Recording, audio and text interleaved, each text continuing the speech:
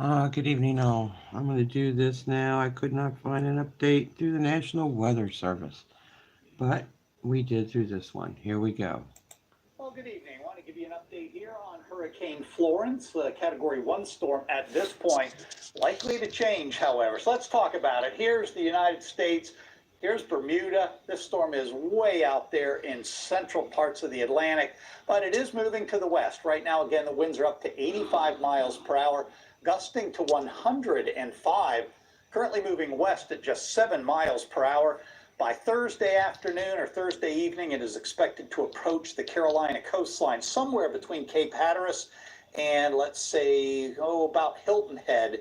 Most likely would be Myrtle Beach up to maybe Morehead City, somewhere in that corridor, pretty close to where you see that number 4. That's the bad news, Category 4 storm. But once it hits land, within a 24-hour period after that, it would likely be right around borderline hurricane / strong tropical storms force strength. So that is the current prediction. However, look at the various computer models. You can see, again, some south, some north. The interesting thing is, and we'll show you this on a couple of other models in a minute, how several reliable models really stall the system out. That is one thing we are worried about, significantly worried about, in fact. So let's talk about the American model first. This is a good model, but it's typically not the best. It's also sort of gone back and forth with a couple of the runs that it's had in the past.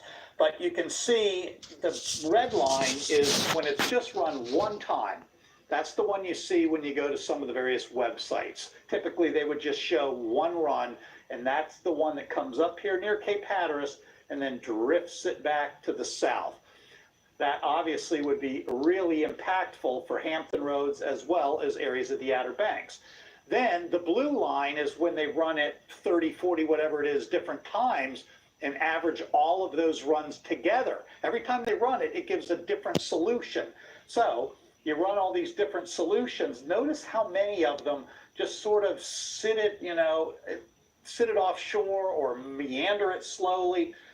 That's because we know that the high pressure that's going to sort of block it for a while is going to really keep the thing from going anywhere. So it's probably going to meander quite a bit. Now, this is the more famous model over the last few years, the ECMWF, or what we call the Euro ensemble, and the Euro operational. It's a little hard to tell, but if we can come back to me for a minute, the thinner line here that comes in right around Wilmington, North Carolina, that is when it was run one time. Wilmington, North Carolina, drifts it up near Roanoke, and then drifts it back here to the southwest and brings it back offshore. When they ran it 51 times and took the average of all of these, notice how a bunch of them do sort of curl it back. That's all these lines coming back here. That line brings it in pretty similar, actually almost right on the South Carolina, North Carolina border, but then instead of taking it to Roanoke, takes it up here, near Danville, more like it. And then from Danville, let me actually turn around here, takes it from Danville and then moves it back across eastern and central Virginia. If that were to happen, it wouldn't have a whole lot of wind by the time it got to us, but there would be a tremendous amount of rainfall. So when you hear some people around here going, oh, I hope the Euro is right, because that'll keep it away from us. Well, that's the operational Euro. However, the ensemble, the average of the Euros, brings it back over us, so that would bring really, really heavy rainfall. So what happens if the Euro is correct? Well, tidal flooding would likely be moderate, maybe major, but not severe. So again, a foot or 2 feet under some of the worst flooding actually we've ever had. Wind gusts would probably be more like tropical storm force winds, and damage would mainly be to trees. Tropical storm force gusts, or even sustained, they're not going to rip roofs off houses or anything like that. They will, however, especially with the saturated soil, knock down some trees. That would be something we'd really have to pay attention to. The heaviest rain would stay west of us. Again, this is if the operational Euro is correct.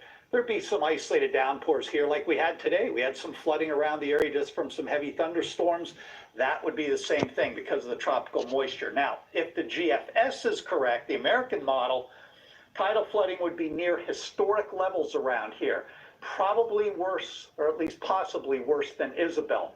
Winds gusting to hurricane force would occur around here.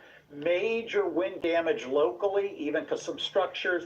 Torrential rain with flooding of poor drainage areas would be very similar, probably, to Matthew. Now I'll show you the actual comparison between the two. This is the GFS in yellow and the Euro in red. And you can see they're fairly similar here as we get through Wednesday afternoon, within about 30, 40 miles of each other. Then they start to diverge. This is when Wilmington is getting hit, according to the Euro, Thursday afternoon, whereas the GFS has it a little bit east of there and making a run more like toward the Outer Banks. Not a huge difference, but definitely about 60, 70 miles maybe difference in the landfall.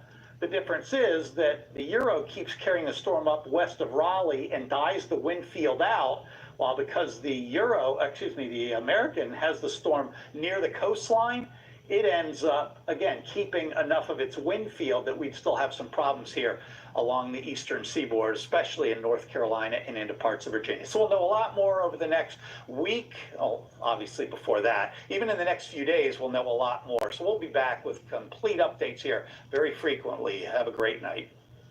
Thank you, guys. I appreciate you tremendously. I'm going to put the web link on here. This is my local news station giving the updates.